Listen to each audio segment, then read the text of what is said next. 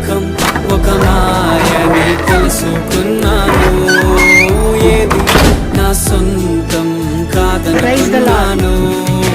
తప్పిపోయిన కుమారుని నేనైతే నా కొరకై నిరీక్షించే తండ్రి నా యేసు.